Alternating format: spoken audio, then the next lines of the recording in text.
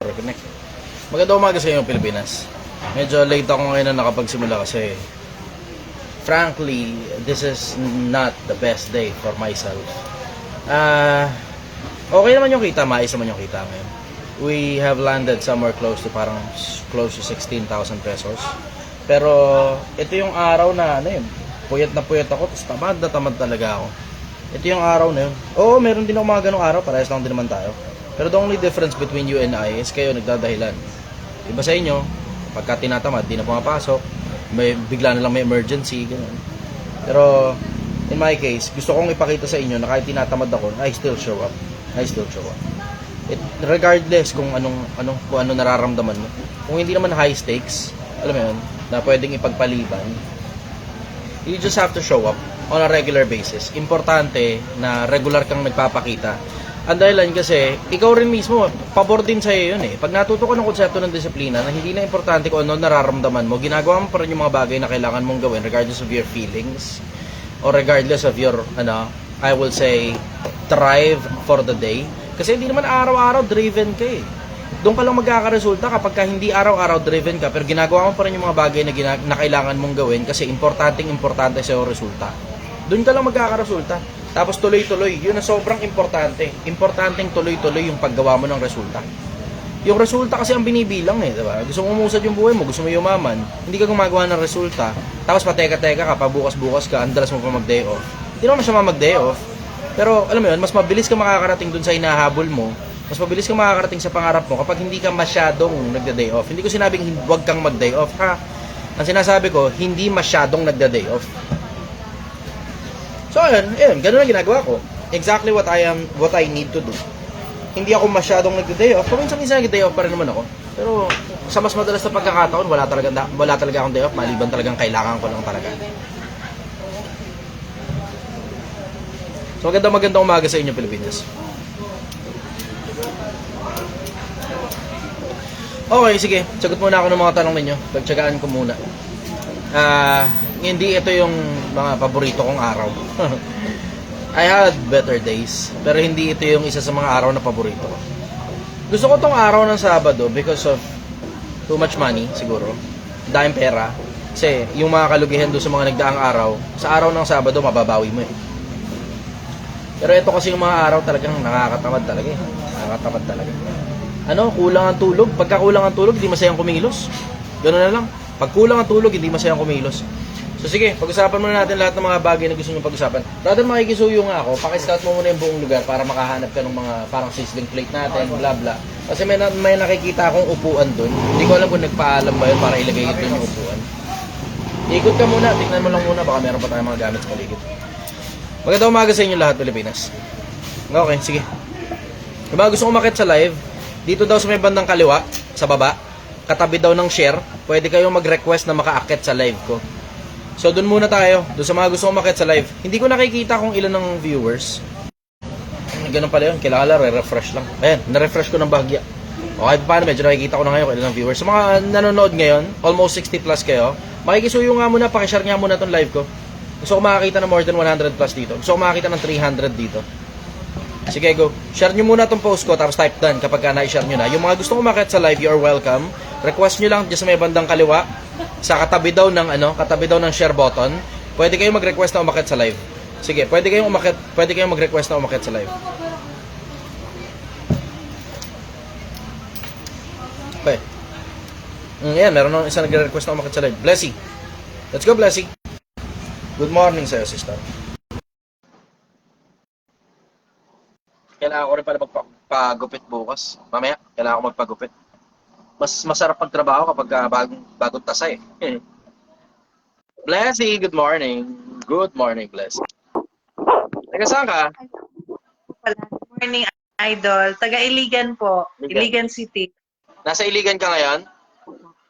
Ang aga mo gumising ha, meron. Hindi po, bali, work ko po kasi online job. So, gising po ako EST. 10. Okay. Pero rest day ko po Saturday, Sunday. Okay. Nawawalan ka ng audio, sister? Nawawala yung audio mo? Wala kang audio. Kasi nawala yung audio mo, na-mute mo yata nang hindi sinasadya. Wala po kasi akong headset, idol. Yan, okay na, okay na, okay na. Ayos na, huwag mo nang galawin, okay na. Huwag mo nang galawin, ayos na. Huwag mo nang kalug-kalugin yung mic mo. Okay, sige. Ano tanong mo, sister? My question po, Nawalan ka na naman ng audio. Nawala ulit yung audio, nawala. ganun. Yan, okay Di na, kasi- okay na. Baka nahahawakan mo yung mic. Huwag mo hawakan yung ilalim. Baka nahawakan mo yung mic. O sige, tuloy. Go. Bakit po may mga tao na attracted po or yung energy ba mas nakaka-attract siya ng mga tawag na toxic people or negative people, mga ganon. Kunyari po sa friends, ikaw po, yung intention niyo po by heart really is good intention binibigay niyo sa kanila. Like, tumutulong po kayo in any way, like advices, kung may pera ka, manghiram sila, papahiram ka, kung meron hiram ka. Kasi naiintindihan mo yun eh. Kasi nga, mas nakaka pag Nawawala-wala yung audio mo, sister. paano to, wala ka sa headset. Yan. Okay na, okay na. Huwag mo nang galawin. Okay na, gumagana na ulit. Yan, going back po, so, mas naiintindihan mo po yung mga tao na ganyan. Kahit hindi man sila nagsasabi sa iyo ng through words, pero nakikita mo, nararamdaman mo, kasi ikaw yung pinagkaitanid ng ganun. Kaya ayaw mong ibigay sa iba yung wala sa iyo. Hindi mo naranasan sa like pamilya mo or relatives mo or mga kaibigan mo. So lahat, binibigyan ko po kasi lahat ng tao ng benefit of the doubt kasi naniniwala po ako kahit gaano po kasama yung tao, meron maliit na bagay na naiiwan na maganda naman sa kanila. So it's a challenge po how you bring out the best in them. Kaya hindi po ako kahit may mag-advise Nawawala yung audio mo, sister. Nawawala. Opo, Hindi ko alam kung bakit nagkakaganon pero napuputol-putol ka. sa kuha po ako headset siguro, idol. Yan. Hindi, actually, medyo okay na eh. Hindi ko alam kung bakit eh. Pero pag sinasabi kong nawawala, biglang nagkakaroon. Ayan, nawala uli. nawala. As in, completely, wala na talaga. Ito. Wala pa rin. Yan, okay na. Okay na. So, yun po. So, kaya po siguro, kasi masyado kang understanding, tapos hindi ka nagtatanim ng sama ng Be loob, specific, basta may sister. Ano talaga yung tanong mo? bakit po attracted po ako sa mga ganong tao? Normal sa ano yun eh. Normal sa babae yun eh. Mahilig kayong mag-ayos ng mga problema na hindi naman sa inyo. Normal yun eh. Tapos, alam mo yun, ano yan eh, multiple factors yan eh, diba? Isa yung konsepto na ang mga babae kasi in general, homemaker kayo eh. Homemaker. Siguro kung narinig mo na yung term na yun, homemaker, na inaayos nyo lahat ng mga problema sa loob ng bahay psychologically and emotionally. Pinipilit nyo ganun eh. Ngayon, if you have enough bandwidth, then it stretches out sa labas ng bahay ninyo na maaaring yung pinsan ninyo, mga tsahin nyo, tsuhin nyo, ganun, bla bla. And if you still have enough bandwidth, may mga iba naman gustong self-destruction. Naghahanap sila ng mga siraulong tao talaga para jowain nila yun. Nakala nila, kaya nila ayusin yung problema nun. Ito ang pinakamabigat na parte. Attracted ka rin sa mga ganon, kailangan mo ring i-acknowledge na kailangan mo ring i-acknowledge na hindi lahat ng tao kaya mong sagipin. Gets mo yun? Na you can only save so much, na importante munang unahin mo muna yung sarili mo. Hindi ko naman alam kasi kung ano saan ka nanggagaling eh. Pero yan yung mga possible na mga trauma ng kabataan o possible na may nangyari ng kabataan mo na it has something to do with the past. Merong mga ganun sa psychology eh. It may have something to do with the past. Pero ang pinaka bottom line nun, hindi na importante kung malaman mo pa kung meron bang kinalaman niya sa nakaraan o wala. Ang pinaka bottom line niyan, you have to face you have to deploy a certain level of practicality na unahin mo muna ang sarili mo kung gusto mong sumagip ng ibang tao. Kasi di nagme-make sense na gusto mo sumagip ng ibang tao tapos nalulunod ka rin. Tapos ang mangyayari ngayon, sasabihin mo na biktima ka nila, nilunod ka nila. Puta, nilunod mo sarili mo. Ba't pinabayaan mo yung sarili mong tanginang sagip ka na sagip ng kung sino-sino habang ikaw mismo na may problema ka pa pala sa sarili mo. Diba? Dapat yung sobra mo, yun lang ipamimigay mo sa iba. Hindi nag-make sense na puta, yung meron ka, yun lang yung meron ka, papamigay mo pa sa iba, tapos pag hindi nila pinahalagaan, magre-reklamo ka ngayon, sasabihin mo niloko ka. Puta, tinatarantado mo sarili mo nun eh. Diba? Ay, wala ka na namang audio. Sabi ko po, real talk. Yun po, pinagpe-pray ko na lang po yung mga tao na Hindi mo yan. madadaan sa prayers yun eh. Hindi mo Isolate ko na lang. hindi, sorry pero hindi nadadaan sa prayers yan. You have to deploy a level of practicality na ikaw mismo sa sarili mo, ang unahin mo muna ang sarili mo. Tigilan mo yung katutulong sa iba, tapos yung itinutulong mo sa iba, eh yun lang yung meron ka. Ano ka ba? Tangin na. Hindi mo napansin, bago ko nagsimula lumabas sa social media, marami na muna yung meron ako. Ano ka ba? Kaya nga, tignan mo, ako lang kumaga sa sarili kong production. No? Pansin nyo, hindi ako nangihingi ng pera sa mga tao. Di ba? Pansin nyo, hindi ako katulad nila MJ Lopez at ng kung sino-sino pa, natangin na dahop. Tapos lahat ng live nila, alam mong may ibebenta sila sa inyo. Bakit? Kasi I already have so much. Kaya nga, tangin tinatawanan ko na lang yung mga ibang tao para sabihin, bla bla, ang dami mong advices, titinda ka lang naman sinigang. Putang ina mo, baka hindi mo alam kung ano meron ako, gago. Diba? Alam mo, at sarap ipalo sa mga ulo nitong mga tao na to, na tangina kayo, pagka kayo ngayon nagkaroon ng kasikatan, sigurado ako sa inyo, puta, gagamitin niyo yan sa kasikatan para humarabas kayo ng pera sa mga tao eh. Eh ako, tingnan mo, hindi naman ako nagbebenta ng kahit ano, bukod sa sinigang ko, na kailangan ka literal na pumunta rito para makabili ka ng sinigang. Pero, bago ako nagsalita sa social media, binuo ko na muna ang sarili ko. Puta, yung meron akong sobra, yun lang ngayon na ipinamimigay ko, and I have so much life. Ang dami-dami kong buhay eh. Kaya pinamimigay ko na nga lang ibang parte ng buhay ko sa mga tao eh. I have so much time in my hands. I have so much life. It just so happen nga lang na hindi talaga ako naniniwala sa konsepto ng pamimigay ng pera kasi nakakapag-cause yan ng nakakapag-cause yan ng anong tawag dito? Cycle of dependency eh. 'Di ba? Yung level of toxicity na ang mga tao, ang dahilan kung bakit sila nanonood sa'yo para manghingi sila ng pera. Interesado ba sila sa content mo? Baka oo, baka hindi. Pero hindi yun ang dahilan kung bakit sila nasa page mo. Ang dahilan kung bakit sila nasa page mo kasi nanghihingi sila ng pera ng mga parang, alam mo yun, sa'yo na lang sila umasa, tas parang mga hayop na nag-aantay ng pagkain galing sa amo nila. Diba? Ayun gawin yung ganun eh. Ayun gawin yung ganun. Pero alam mo, pinaka-bottom line nun, inuna ko na muna sa sarili ko bago ako nagsimulang tumulong sa iba. And if it will work for you, 100% it will work for you if you will do the same. Na hindi yung meron ka lang ang pinamimigay mo. Ang pinamimigay mo, sobra sa'yo. Yung hindi mo kailangan na meron ka sobrang oras, then use it for charity. Meron ka sobrang pera, optional na kung magpapautang ka o magbibigay ka. Pero yung lang yung meron ka, ibibigay mo pa sa iba, tapos pag hindi nila pinahalagan, sasabihin mo ngayon na naistapahan ka ng pera, o sasabihin mo ngayon hindi ka binayaran sa utang, o sasabihin mo ngayon, takina, tinulungan mo sila, tapos hindi ka nila bla bla, hindi ka nila tinulungan pabalik, hindi nila sinuri yung pera mo. Putang ina mo, may expectation ka kasi pabalik, that is not business and that is not helping people. 'Di ba? May expectation ka pabalik. Pag may expectation ka pabalik, ang tawag diyan investment. Hindi yung pagtulong sa tao. Ang totoong pagtulong, wala kang expectation pabalik. Mag-aantay ka na lang galing sa Diyos. Pagkatapos nun, sana kwentahin niyang kasama sa mabubuting gawa mo yun. Yun mas maganda expectation pang kabilang buhay. Pero nag-expect ka dito na yung mga taong tumulong sa'yo, tutulong din sa'yo pabalik. O yung mga taong pinautang mo, isosoli pa yung pera. Puta, ginagawa mo. Alam mo namang hindi na isosoli yung mga pera dahil batugan nga yung mga hayop na yan. Mayat maya na lang silang hingi ng hingi. Wala nang kamatayan, kaya emergency ng emergency. Putang ina mo, lahat na lang emergency. Pati pambayad ng ilaw, tubig, emergency pa rin. Tangina naman, di ba? Eh ako, diretsahan lang naman tayo eh, di ba? Hindi talaga ako fan ng ganyan. Hindi ako fan ng mga, alam mo tawag sa'yo, konsentidor ng mga gago eh. Konsentidor ka ng mga gago.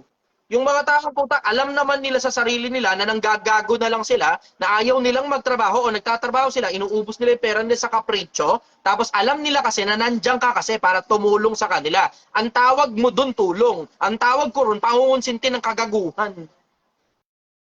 In a way, in a sense, siguro. Opo. Yun Tama. talagang total sense nun.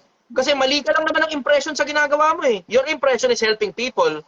Pero ang nangyayari talaga, yung mga tao na yun, tinatamad magtrabaho o tinatamad silang mag-ipon, kaya nagluluho na lang sila ng nagluluho, kasi alam nila ang nakakapit yung mga kamay nila sa bulsa mo na tuwing bubunod sila ng pera galing sa'yo, may ibibigay ka. Yun po yung masakit. Pero hindi po naman ako humihingi ng kapalit. Tulong is tulong. Yun. Kasi Alam mo, tama, magkaintindihan tayo. Merong mga taong dapat tulungan.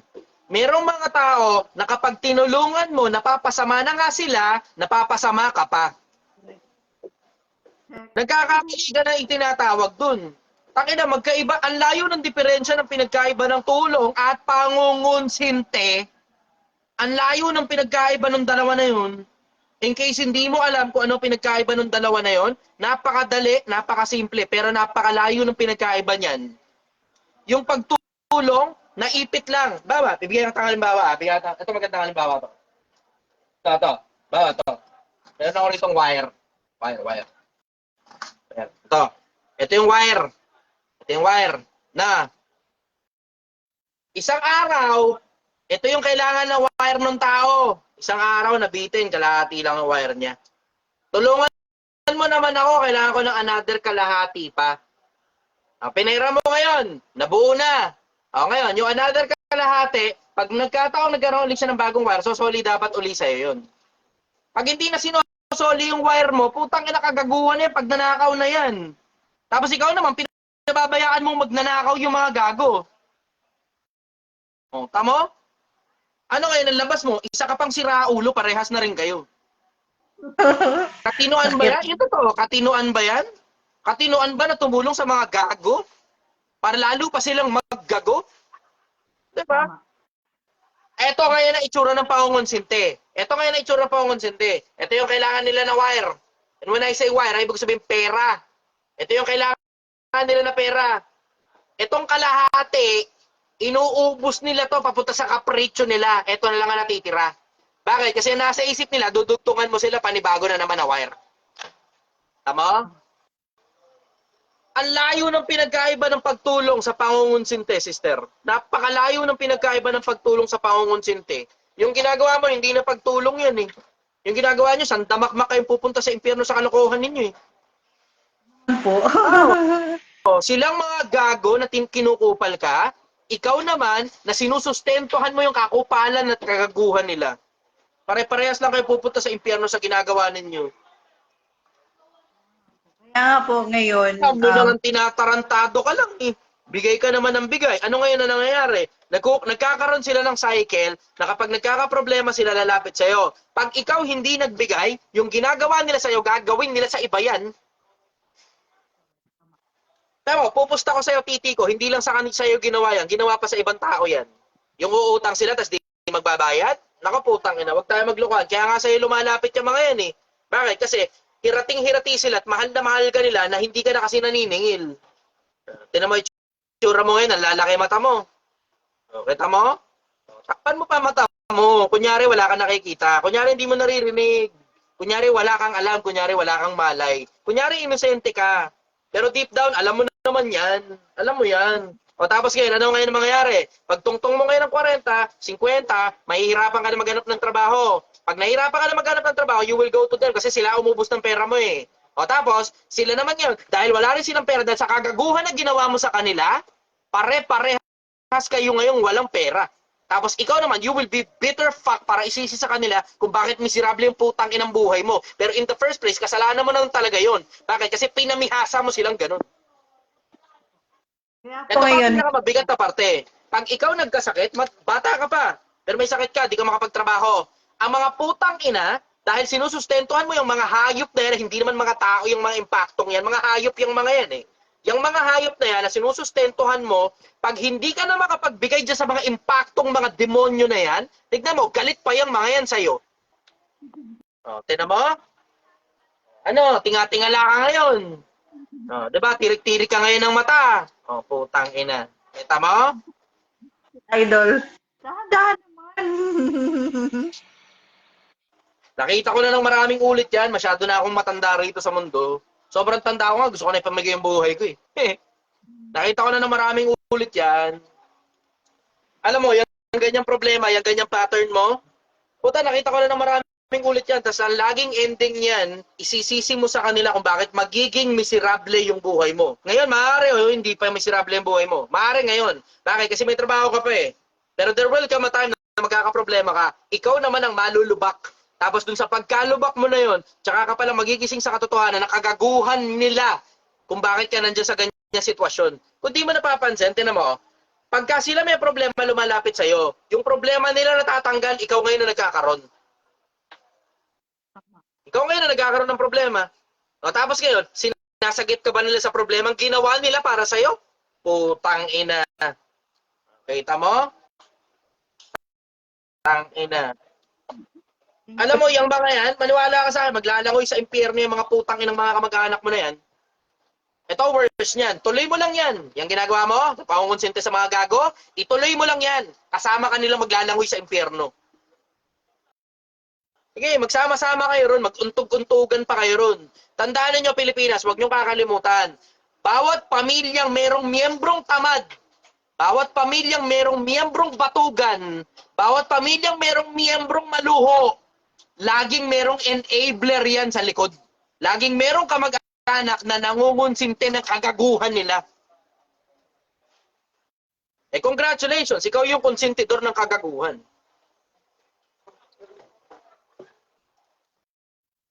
Pare-paras kayo maglalangoy sa impyerno dyan sa ginagawa ninyo. Maniwala ka sa akin. Kala mo nakakatulong ka? Ingat kayo, brother. Tandaan kayo sa biyahe. Kaya tinan mo, sabi ni Cristo, di ba, pabayaan nyo sila. Sila yung mga bulag na taga-akay. Pag ang bulag, umakay sa kapwa bulag, kapwa sila mahulog sa ukay. Bakit sinabing ganon? Puta, yung mga bulag na yung mga bulag na inaakay, enabler ng bulag na umaakay sa kanila eh.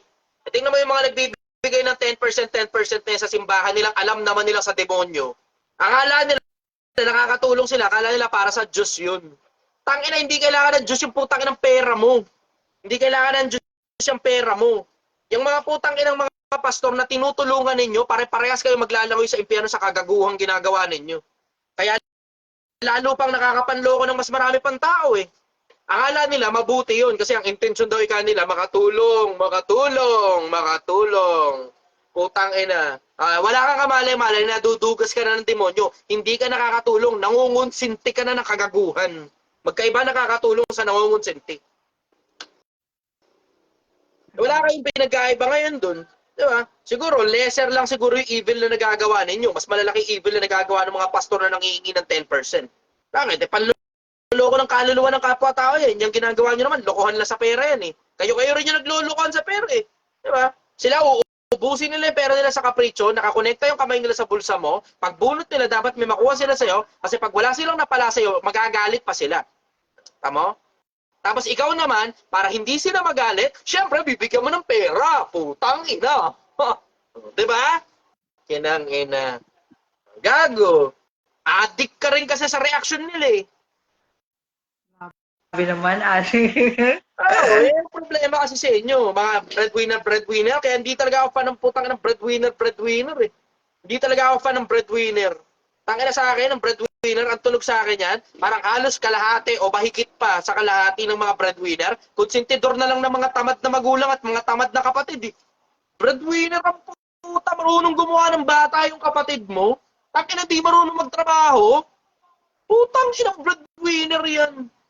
Tangina, pamangkin mo naman ni Kaito, ikaw na magpaanak. Ikaw na, kailangan namin emergency, kailangan namin na parang ganito kailangan namin ng mga anak na kasi yung kapatid mo Panggatas, pandayapir, putang ina nyo. Pare-parehas kayo mga bugok. Tignan mo, ang mga tao nagpaparami ng mga anak. Hindi naman kaya pala sustentuhan. Putang ina mo, ba't nag-anak ka? Kaya tignan mo, ito, tatawa na ako rito sa Project 1M na to Hindi yung Project 1M yung tinatawanan ko, yung mga basher na bobo Taka na, sabihin pa, kaya naman nagpapabilis umalagwa kasi wala kang anak na pinapaaral. Putang ina mo, sino kasing nagsabing mag-anak ka, gago? Sino ba kasing may sabing kailangan ng lipunan yung putang inang anak na ginawa mo? Tang ina mo no? Tapos magrereklamo ka na parang kasalanan ko pa na tumutulong ako sa mga tao, na natututo ang mga tao kung paano gumawa ng pera. Ulul ka ba? Sino ba nagsabing mag-anak ka? Sino ba nagsabi iputok mo sa loob, pwede mo na iputok sa bibig? Na, minsan masarap yun Sabi nila. I will never know. Hindi ko naman malalaman yun ikaw na makapagsabi no, masarap ba yun? Tsura, ganun-ganun yung kilay. Tangin yun. Sabi ko sa inyo Alam mo, Pilipinas, napakadali lang ng buhay. Pag hindi mo obligasyon, huwag mong karguhin. Pag gusto mong tumulong, bigay ka ng konting barya para makakain lang yung tao, para ma-resolve lang yung problema. Pero pag paulit-ulit na, yun at yun lang din ang problema, putang ina, hindi na problema yan. Hindi na problema yan. Pag paulit-ulit na nilang ginagawa, hindi na problema yung ginagawa nila. Ang ginagawa na nila, kagaguhan. Tangina, uubusin ng pera sa kapritsyo, manghihingi ngayon ng pera sa kamag-anak. Kunyari, utang yun. Kunyari, papatubuan pa. Di naman nababalik talaga yung pera na yun. Tangina, alam mo, isa sa mga pinakamalaking scam sa Pilipinas eh. Pag yung kamag-anak mo na nangungutang sa'yo, scam yan. Sabihin, babayaran sa katapusan? Putang inang katapusan yan. 5,000, 10,000 palagi ang hinihiram. Inang yan. Follow-up question. Wala na po. Yun na po. Thank you po. Sabi ko sa'yo, ayusin mo buhay mo ha. Kumalas kayo sa mga putang inang, hahatakin ko yung putang inang kilay mo. Sinasabi ko sa'yo. Tattoo ka pa. Ina mo, sayang tattoo mo. Hindi mo rin naman kayang panindigan. Wala kang tibay ng dibdib para tumanggi sa kanilang mga linta. Ayusin mo sarili mo ha. Yung ganda mong yan, tangina ka, sayang ka. Sige na, ingat ka. Bye-bye. Bye-bye. Thank you po. Okay, okay. Ayos, no? Sabi ko sa inyo, ayusin yung buhay nyo.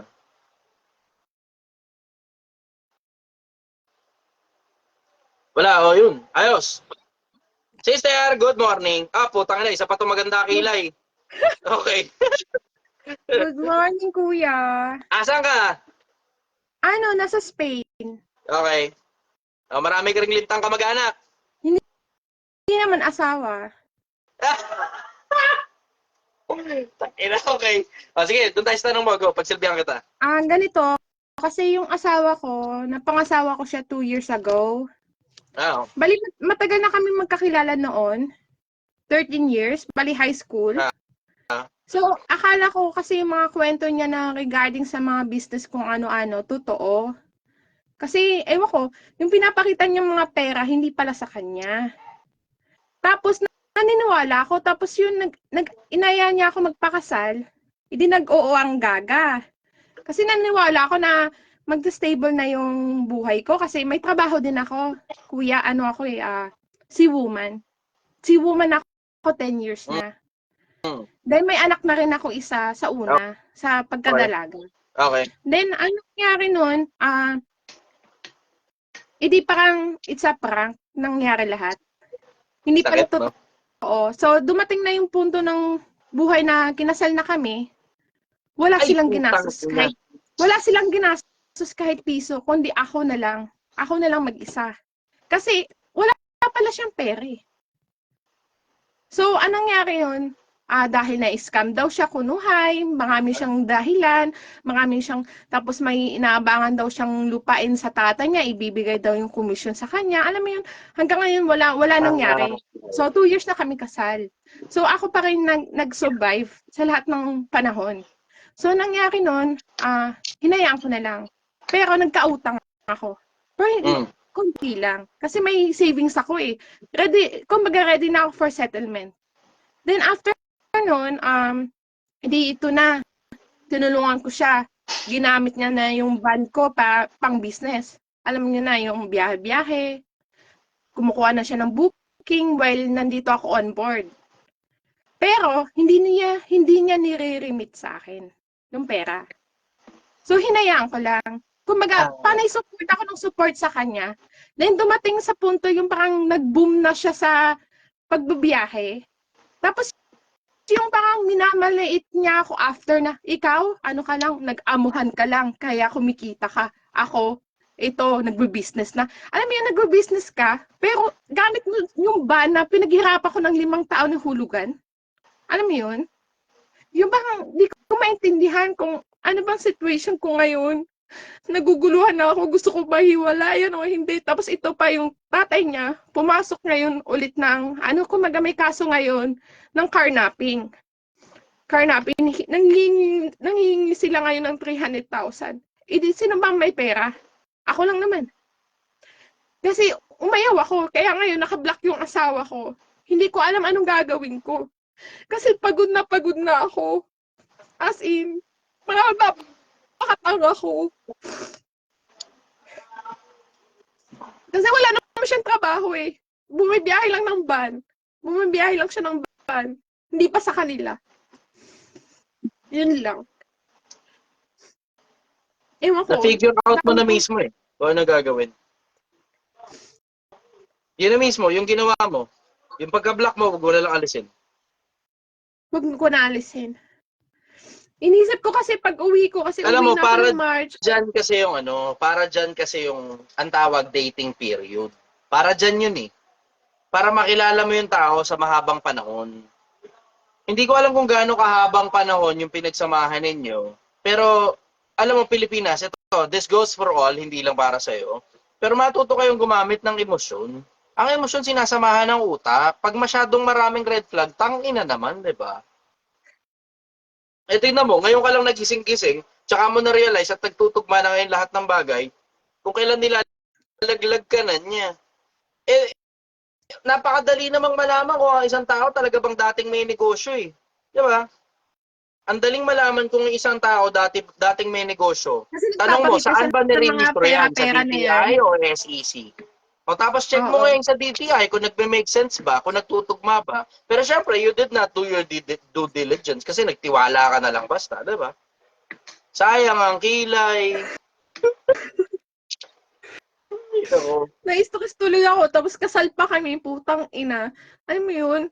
ang Tang ina, alat mo ro, nagpakasal ka pa. napakasarable ng Doon buhay pa lang sa nila. ano eh. Tinan mo, hindi mo nagigets eh. Doon pa lang sa bago kayo magpakasal, hindi mo napapansin na puta ikaw yung gumagastos. 'Di ba? Maiintindihan mo pa kung minsan panahong nakagastos din siya ng ibang mga bagay eh. Pero kung completely putang ina, ikaw lang talaga mag-isa yung gumagawa ng paraan at gumagawa ng pera, lahat ng kaipitan, ikaw lang mag-isa. Tapos pati sa kasal, ikaw din mag-isa gumagastos. Tangina, nako sister, sinasabi ko sa'yo, napaka-simpleng red flag nun eh. Sobrang daming red flag eh. Sobrang daming red flag. Kahit ano pang sabihin mong nalugi ang isang negosyante, ito isa sa mga pinakasigurado ko sa'yo eh. Yung mga negosyanteng magagaling, kapag ka nalugi, kasi nalulugi din naman. Parang katulad ko, nalugi ako recently lang 5 million eh. Ano lang naman yun, kumbaga isa lang sa mga negosyo ko yun, hindi yun yung parang primary bread and butter ko. Pero nag-testing lang ba ako, ganun. Ngayon, gumana naman sa mahabang panahon. Ngayon, it's about time nga lang na dahil na pandemya, ganun, nalugi ako ng 5 million dun sa isang negosyo na yun. Hindi naman yun yung primary bread and butter ko eh. Pero tingnan mo, hindi masyadong mahirap para sa isang dating negosyante na mag-empleyado para makaipon ulit ng sapat na pera o sapat na pondo para makapagnegosyo ulit ng panibago. Kung sinasabi niyo marami na siyang negosyo dati at nalugi lang, putang ina, napakadali sa kanyang magsimula ng panibagong negosyo. Hindi niya kailangan umutang sa iyo. Binibigyan ko nga siya ng puhunan for nonsense. Wala nangyari. Hindi ko alam bakit. Doon pa lang sa konsepto na yun eh, di ba? Ano bang negosyo ang umusad sa kanya? Kung wala ang negosyong umusad sa kanya, baka butot ang tao to, nagpapanggap lang na negosyantihan. Ang daming ganyan. Alam mo, there's a huge difference between a businessman who's making actual money than a businessman who's losing money. Ang layo ng pinag-aiba ng dalawang klase na negosyante na yun. Yung isa panggap na negosyante. Yung isa legit na negosyante. Ang layo ng pinag-aiba nun. Nasa skill set yan. Pag ang tao, lahat na lang ng buksan niya, butata, lahat na lang ng negosyong buksan niya, butata, tangina panggap lang yan para sabihin dati siyang negosyante. Yung totoong negosyante, puta, alam niyan kung paano bumangon sa pagkalugi, hindi darating sa puntong mababankrupt yan, o mabankrupt man yan, magkakaroon ulit siya ng round 2, tapos makikita mo kung paano umusad yun. Diba, di mo Project 1M, diba? Ito mo itong Project 1M, o tinan mo, yung isang yung isang branch ko, magsasarado na. Para pakita ko lang sa mga tao kung paano actual na pagsasara ng negosyo.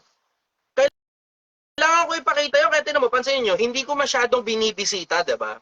Pansin nyo, hindi ako nagla-live doon. Kailangan ko ipakita sa inyo kung paano mag-bounce back mula doon sa pagsasara ng negosyo.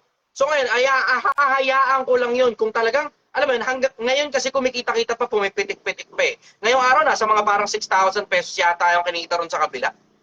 So okay pa yun, sapat pa yun para magbayad ng empleyado ngayong araw. Pero kahapon, ang kinita, 2-3 lang. Obviously, hindi na sapat yun. Ngayon, ano ibig ko sabihin?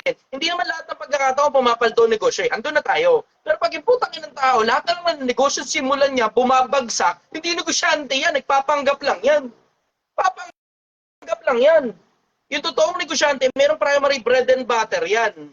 Ganun ang lagi naman eh. Ganun ang laging magagaling na negosyante na mga lahat halos na nakilala kong negosyante, merong primary bread and butter yan. Pag yung primary bread and butter niya, nalulugi na, nagkakaproblema na siya doon sa isang negosyo na yun talagang negosyo na yun, paldo talaga ng pera, tapos meron siyang iba pang mga parang maliliit na pinagkakakitaan ng freelancing, yung isang negosyo na bumabagsak, gagawa na kagad siya ng paraan para either makashift ng industriya o makapanatili ron sa industriya nung gumagawa siya ng paraan. Pero pag yung putang inang niya, nakilala mo, wala talaga siya negosyo, tapos nagpapanggap siya, lahat ng negosyo niya, bumagsak yung tapas, tangina, nagpapanggap lang ng negosyante yan. Ang daming ganyan sa social media, in case hindi nyo alam, napakaraming ganyan sa social media. Natali ka ngayon ng isa, wala lang siya sa social media. Technically, ang nakuha mong asawa, con artist, kriminal. Hindi lang talaga siya, tsamba nga lang, hindi lang talaga siya nahuhuli kasi walang nagkakaso sa kanya. Totoo Con yan. artist yung Tama ka nakuha doon. mo. Nadali ka ng con artist. Tangina, malas mo. Well, Oo, wala tayong tapos magagawa doon. Ando na. Kasi alam mo, diretsahan na, ang mga con artist, Bobo. Ako ang mga lagi con artist, sinasabihan, mabubulak-lak magsalita yan. ginagaslight ako lagi. Nag-gaslight ako lagi ng putang ina. Eh ngayon, nang problema sila. Sa ko, wala akong pakialam dyan. Kasi ultimo sa kasal, hindi nga sila tumulong. Tapos gusto nyo, tutulungan ko kayo ngayon sa problema nyo. Kayong lalapit sa akin. Ang ina nyo. Kaya binlock Nadali ko mo na. siya. Nadali mo na. Wala. Ang nakuha lang naman niya sa'yo talaga technically, na talagang long-lasting, marital status lang eh. Pero yung pera, kaya mo naman kitain eh. Kaya mo kitain yung pera. Lahat ng perang nawala sa'yo, huwag ka na mag-sunk cost fallacy. Technically, ano yan eh? Sunk cost fallacy. Yung pinanghihinayangin mo yung lahat ng panahon na pinagsamahan nyo in the past. Understood na yun. Pero you have to come to the terms na hindi mo na maibabalik lahat ng mga oras na yon, lahat ng pera na yon, yung buhay mo, yung kabataan mo, yung marital status mo, lahat yan lugi na lang. Tanggapin mo na lang yun. Yun lang magagawa mo para sa sarili mo. Pero ang pinaka-worst na pwede mo gawin para sa sarili mo, yung bumalik ka pa sa ganyang klase na scammer na lalaking con artist. Yun ang pinaka-worst na pwede mong gawin. So, tanong mo, yung mga totoong negosyante, tangina, one way or the other, hindi nakakahinga yan ang hindi sila nagne-negosyo. Mag-empleyado man yan, sasaglit lang, iipon lang ng pera, tapos magne-negosyo uli yan. Pero pag ang isang negosyante, puta, lahat na lang nasimulan, bumabagsak, lahat ng simula, bumabagsak, lahat ng simula, bumabagsak. Puta, may bisyo yan. Or worse, di niya alam ginagawa niya. May bisyo yan, no? Wala naman, nagiinom lang. Yun na mismo Mabarkada. yung bisyo niya. Yun na mismo yung bisyo niya. Doon nauubos ang pera niya. Doon Di mo na. na napapansin, tinan mo. Matanggalante sa barkada. Tapos Yun na mismo dumating yun. Yun na ng mismo yung vision niya. Yun na mismo yung vision niya. Nadali mo. Yun na mismo. Hindi mo lang napapansin. Hindi mo lang napapansin. Pero lahat ng mga taong nagpapanggap na negosyante na regular na nalulugi, may bisyo yan. Lahat sila. All of them. Lahat sila. Kasi hindi naman ganun kakomplikado maging negosyante eh. Ano ba komplikado sa pagiging negosyante? Gagawa ka lang ng pera. Simple. Ibebenta mo yung serbisyo mo. Ibebenta mo produkto mo. Ano komplikado ron?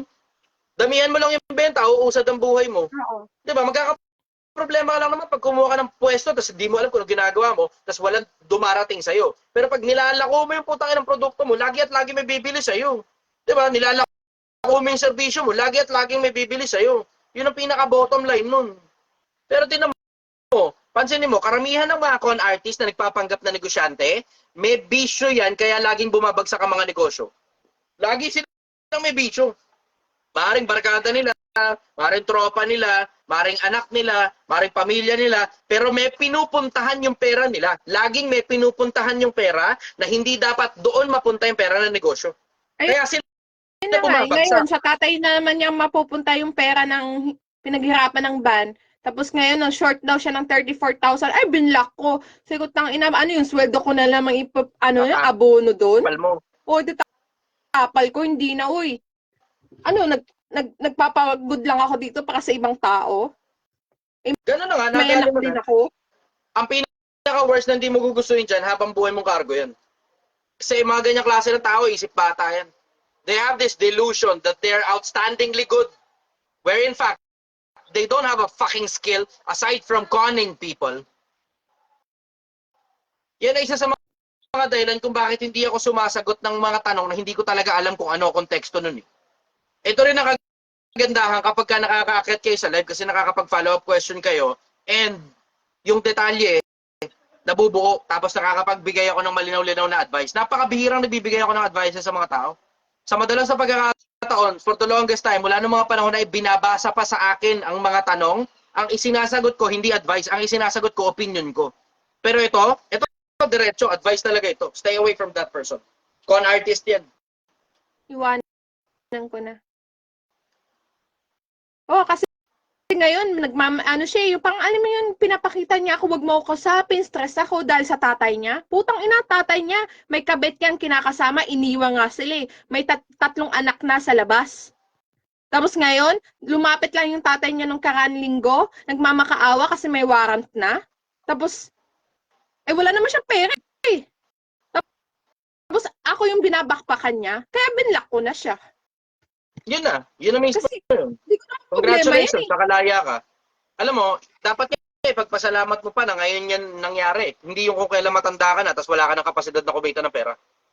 Totoo. Buti ngayon ka nagising. Oo, kasi nagpapagod na ako yung routine kasi ilang taon na paulit-ulit. Alam mo yun, tapos Swerte ka. sinasabi niya ako na daw yung baliw na, ako yung tanga, basta Pero ba siya lahat na-invest na kahit na ano? invest? Wala.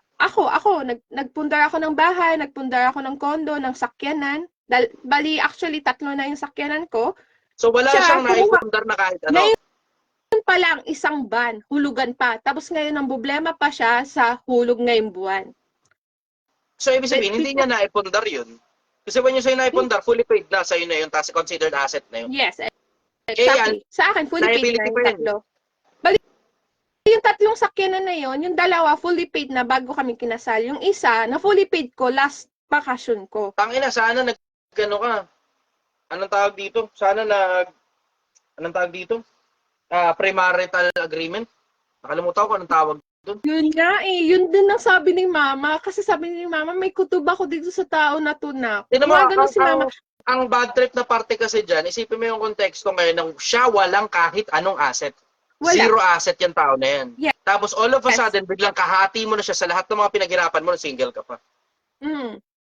Ang worst Totoo. niyan, kahati mo rin siya sa lahat ng mga pinaghihirapan mo pa ngayon hanggang mamatay ka. Oo. Yun ang worst Totoo. niyan. Totoo. Kala ko kasi magbago siya, pinagbigyan ko siya, pero hindi pa rin. Pero sinaktan Lahat ng ako tao niyan merong last year. kapasidad na magbago. They just choose it that way. Siguro. Hindi nila yun eh. Tira mo, tulad niyan, di ba? Galit pa siya sa'yo na para bang ikaw pa may atraso sa kanya pag hindi mo binigay yung pera mo sa kanya. Oo, totoo. Wala daw akong kwentang Here's asawa, what ganyan-ganyan. to Ang dami niya expect. sinasabi. Ito ang i-expect mo. Here's what to expect. Ito ang i-expect mo dito. So, ang i-expect mo dito, you will have a sunk cost fallacy. Series yan. Magtutuloy-tuloy yan sa mahabang panahon. Mararamdaman mo na parang nangihinayang ka dun sa mahabang panahon na pinagsamahan ninyong dalawa. Ang tawag doon, sunk cost fallacy. Yung sobrang daming panahon na nailagay mo sa pagsasama na yan, kaya gugustuhin mong ituloy yung pagsasama. Ito ang magiging problema mo. Dahil sa haba ng panahon na track record ng tao na yan na hindi siya nagbabago, malabo na yan. Totoo. Pag itinuloy mo yung pagsasama, babalik na naman kayo sa parehas na cycle. Kasi cycles driven ng mga tao eh. Naghahanap tayo ng cycle na komportable na tayo ron. Ito ang problema. May mga tao komportable sa conflict. May mga tao rin komportable sa sama ng loob. May mga tao nag-e-enjoy sila pag nasasaktan yung kalooban nila o physical. And I really hope na hindi ikaw yun. Kasi may mga tao talagang nag-e-enjoy nang nasasaktan sila ng paulit-ulit. Tapos ang ginagawa na lang nila just to alleviate the pain, para mabawasan lang yung sakit na nararamdaman nila, magkikwento sila sa mga tropa nila or worst, sa akin. Tapos pagkatapos sila magkwento, gagaan yung loob nila, pero paglipas sa 1 linggo, babalik na naman sila sa parehas sa cycle, tapos magkikwento na naman sila ulit sa parehas sa taong kinwentuhan nila, mag-a-advise din yung parehas sa tao na yun, hindi nila ulit susundin. Tapos babalik na naman sila ulit sa parehas sa cycle na yun, hanggang sa mapikon na lang sa kanila yung mga tropa nila, o yung mismong vlogger na kinikwentuhan nila mapikon sa kanila. Nakita ko na ng maraming ulit yan. I really hope na nakapag-desisyon ka na, and once and for all, yung desisyon mo pang habang buhay. Kasi pag bumalik ka uli sa akin, tapos sasabihin mo sa akin, sir, binalikan ko kasi bla bla bla bla bla bla. Sinasabi ko sa'yo, yung kilay mo nagawa sa tato, putang ina mo, buburahin ko ng dila ko yan, leche ka. Grabe siya. Uy, ngayon lang to, kaya bago pa lang yan. Kaya nga ang ganda nga ng kinalabasan Pero sinasabi ko sa'yo, kahit hindi nabuburahin, burahin ko ng dila ko yan. Tang ina ka, hindi dila ako, tapos, tama yan, na? Bumalik ka pa ron, tang ina mong utu-utu ka. Sige, balik ka ron. Wala naman Pag kami hindi ka na kinukulit kaya niya, okay tapos lang. maglalambing-lambing sa'yo yan, tignan natin. Tignan natin, pupusta ako sa'yo, babalik ka ron. Pagkatapos Eh, paano pag hindi? yung problema nila, uutang sa ibang tao yan. Tapos pagkatapos ng problema nila, maglalambing-lambing sa'yo yan. O, tapos Wala pagkatapos akong ng maglambing-lambing sa'yo, gagawa ng paraan niya para magkausap kayo ulit, o inisin ka ulit. Ang gagawin niya, ito, diretso. Ano yan boundary to narcissism. At syempre, this is just an opinion. Opinion ko lang ito. Pero boundary to narcissism is yung konsepto na kukunin niyang tao na yan yung attention mo ulit. Whether by hook or by crook. Kukunin niya attention mo, either maglalambing, o kung hindi maglalambing, pag hindi gumana yung paglalambing, gagamit siya ngayon ng galit. Okay. Para Ganun inisin nga siya. ka. Ganun nga yun. Tapos, ang gagawin, ang mangyayari dyan, iinisin ka niyan. Tapos, kakailanganin niya ngayon, yung attention mo, kailangan ng isang triggering factor lang. Isang pirasong triggering factor para makuha ulit yung attention mo. And then you will be back to the same cycle. Pipikunin ka niyan. Pag hindi ka madaan sa lambing, pipikunin ka niyan. Pag napikong ka, talo ka. Bakit? Kasi balik ka na naman sa parehas na kulungan na pinanggalingan mo dati. Pipilitin mong sumagot para patunayang mali yung mga akusasyon niya sa'yo. Tapos, dun ka na ulit niya makukuha pabalik. Tignan mo, Grabe. ganun yung nangyari for the past how many years. Napikong ka na sa kanya, naubos na pasensya mo sa kanya, nakikipaghiwalay ka na, naglambing siya sa'yo, baka nakuha ka niya doon nung mga una. Pero paglipas ng panahon, hindi ka na makuha sa lambing, tatry uli siya ng another approach, which is yun yung galit. Tapos, aakusahan ka niya ng mga bagay na hindi totoo. Tapos, ikaw naman si tanga, pipilitin mong sumagot sa kanya para patunayang mali siya. And then the cycle continues. Hanggang sa magkaayos kayo ulit, hanggang sa another series ng gano'n na naman ulit yung mangyayari. Anong And then the tawag cycle dyan? continues. Anong tawag dyan? Wala, general cycle ng mga tao yun Siguro pwede mong sabihing narcissism yun. Pero syempre, hindi naman ako psychologist, hindi ako psychiatrist. Pero base sa nabasa ko, ganun yung karamihan ng mga ganun yung karamihan ng sintomas nila. Ganun siya, ganun ang ganun. Kapag hindi ako makuha sa lambing, ayun na. Ang Galit. yung puro galit ang sinasabi niya na bobo. Tapos pag hindi, ito punto.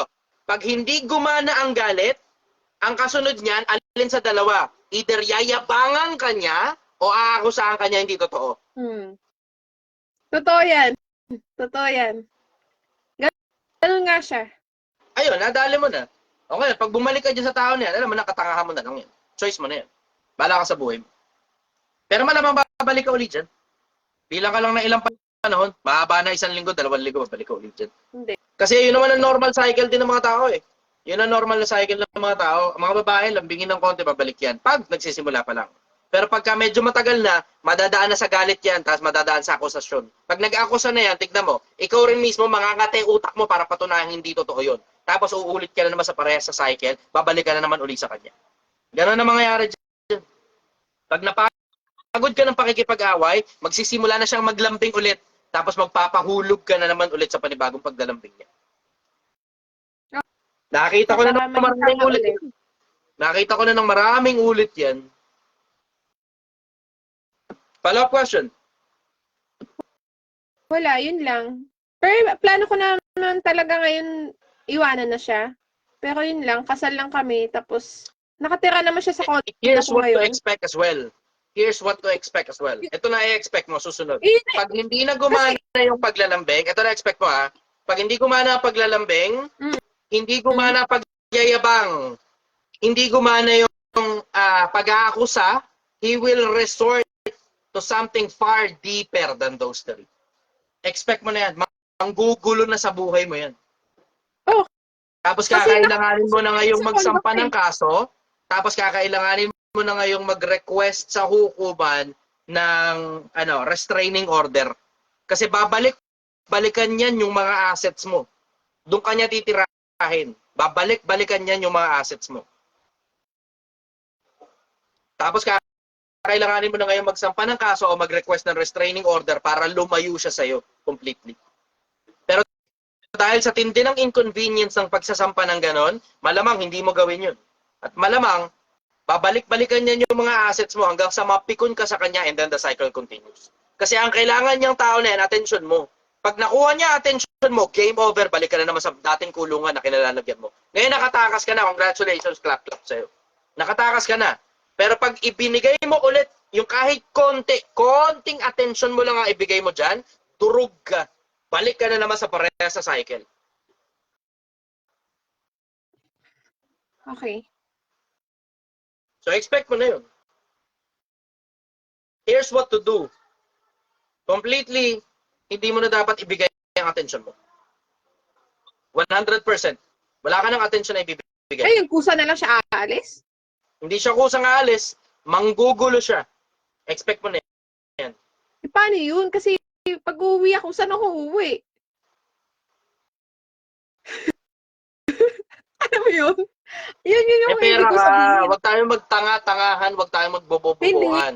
Pero kung gusto mong bumalik sa kanya, di bumalik ka sa kanya. Huwag mong itanong sa akin kung ano gagawin mo. Ano Dahil alam mo ba? naman eksakto kung ano gagawin ko eh. Tama. Yung konto, Ako magtatanong sa'yo. ako pa Ako yung ngayon upo magtatanong pa sa sa'yo. iba? Ako magtatanong sa'yo. Oh, Ako magtatanong sige, sa'yo. sige. Pag umuwi Sige. ka ng Pilipinas na may dala kang pera, ano gagawin mo? Mag-enjoy. Oo nga. Kita mo? Di may sagot ka na. Huwag mo akong tanongin kung babalik ka pa ba sa kanya o hindi dahil wala kang titirhan. Pag ikaw yung tinanong ko pabalik kung ano gagawin mo sa pera mo pag uwi mo ng Pilipinas, alam mo naman kung ano gagawin mo eh. Alam mo rin hindi ka dapat bumalik sa kanya. Oh. Pero kung matigas ang ulo mo, di balikan mo, bahala ka sa buhay mo. Pero hindi ko naman siya kayang pwedeng palayasin o pwede? Pwede ko ba siyang palayasin sa condo na nakapangalan naman sa akin, hindi sa kanya? Diyan ka nahihingi ngayon ng diyan ka nahihingi ngayon ng advice galing sa abogado. Magiging masalimuot talaga yan. I-expect mo na yan. Kasi you have married a con artist. Yun nga. And we're only talking about possibilities. We are only talking about possibilities. Posible na con artist yan naging jowa mo o asawa mo. Posible na hindi totoong negosyante yan. Posible na narcissist din yan. At posible rin manggulo sa'yo yan. We are only talking about possibilities. Ulitin ko, opinion ko lang ito. Oo. Oh, kasi sigurado magtatanong yan kung sino nag-advise yan, tapos mapapanood niya to. Wala naman akong pakialam kahit pumunta pa siya rito. Oo. Ganon kasimple sa akin yung konsepto. Basta ako, nagtatanong kayo sa akin, ako sasagot lang sa tanong. Ganon kasimple. Hindi ko naman kilala kung sino yung asawa mo. Hindi ko kilala kung sino yung asawa mo. Pero ako, nagbabase lang ako sa lahat ng mga patterns na nakita ko sa mga nagdaang panahon. Ang dami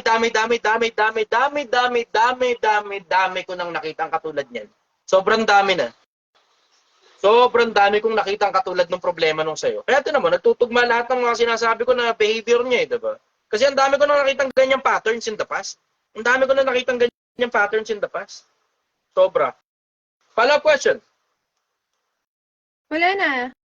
Okay na ako doon. Okay, Tuloy ko yung sinasabi. congratulations, nakatakas ka na. It's up to you kung babalik ka pa rin sa parehas na kulungan. Ang ganda Hindi ng kilay mo ngayon. Enjoy. No. Good night. Good night. Salamat. Bye-bye. Okay, sige. Next tayo. Okay. Dali. Try ko munang i-refresh. Yun. Okay, na-refresh na. Okay, sige. Ayos, no? Ha!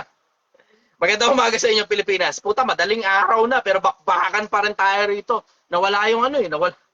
Puta, kanina, tinatamad akong kumilos eh. Nawala yung katamaran ko nung kausap ko na kayo eh. Nakakatamad talaga kumilos ngayong araw eh. Ngayon talaga yung araw na tamad ako kasi kulang na kulang talaga yung tulog ko. Sige, doon sa mga nanonood ngayon, I need you to share this post Share this live para mas maraming tao pa matuto. Alam niyo naman, wala naman akong kinikita rito. Eh. Tulong lang to sa mga kapwa-tao. Ang totoo, tulong na nga lang talaga to sa kapwa-tao kasi overtime na ako sa trabaho. Eh. Hanggang alas 3 lang kami ng madaling araw pero tignan mo kung anong oras na. O para hindi nyo ngayon masabi na, hindi, kaya lang na mag-live siya sir para mabenta yung sinigaw. Tangina nyo, hindi na nga ako nagbebenta. Wala na nga lahat ng empleyado ko eh. Okay, sige. Yung mga gusto umakit sa live, you are welcome na umakit sa live. Type nyo lang ako. Tapos, kailangan ko na mag-request kayo na umakit sa live. Nandito sa may bandang kaliwa, malapit daw sa share button para makapag-request kayo makakit sa live. Try mo na ako mag-refresh kasi hindi gumagalaw yung ano eh. Hindi gumagalaw yung ano naman tayo. Yung comment section hindi gumagalaw. As usual, pati yung ano, yung viewers hindi rin gumagalaw. So hindi ko nakikita yung mga comments ninyo. Dali, try ko mag-refresh. Wala talaga. Hindi talaga gumagalaw.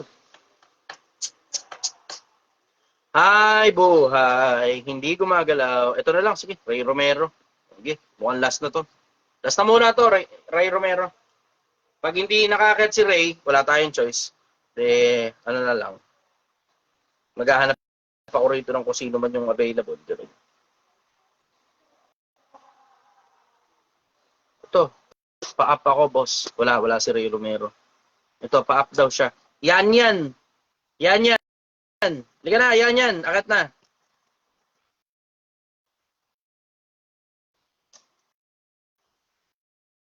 Tingnan natin kung makakakit si Yan. Pag si Yan di nakakit, tignan ko kung meron pa ako iba pang mahahanap dito kasi limitado na lang yung nakikita ko rito sa comment section. Wala na eh. Wala nang bago eh. Wala akong nakikita bagong comment. Nag-freeze yung comment section as usual. Gaya ng dati. Nag-freeze na naman yung comment section. Ito talaga pinaka-problema kapag naka-live ka sa Facebook eh. Pero sa TikTok, wala namang ganitong problema eh. Ayun, ayos. Nakakit. Yan. Good morning. Boss, ako pa rin yan. Ikaw pa rin pala yung putang inang yan. Ako mag-ex. Okay, sige. Ikaw na mag-ex. O sige, salamat. Bye-bye. Bye-bye. Ako lang mag-remove. Ayun, na-remove na. Wala na. Okay, wala na. Wala na ngayong wala na akong audience na gusto pang umakit sa live dito. Wala na ako nakikita. Sira na naman yung comment section ko. Walang umakit na bagong comments. So, tangina. Buhay. Wala akong nakikita bagong umakit na comments. So, wala ngayon akong choice kundi i-end na yung live. Kasi nasira na naman ng putang inang live ng Facebook. Wala akong choice. Na-freeze yung viewers. Tapos yung comment section naman, wala nang umakit na live. Wala nang nadadagdag sa comment section na freeze ko doon. Wala na ako magagawa. Okay, sige. End ko na muna yung live. Suspendido pa rin ako sa TikTok gaya ng dati.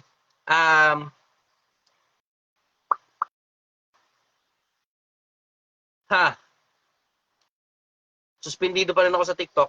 February 6 ang lifting ng suspension ko sa TikTok.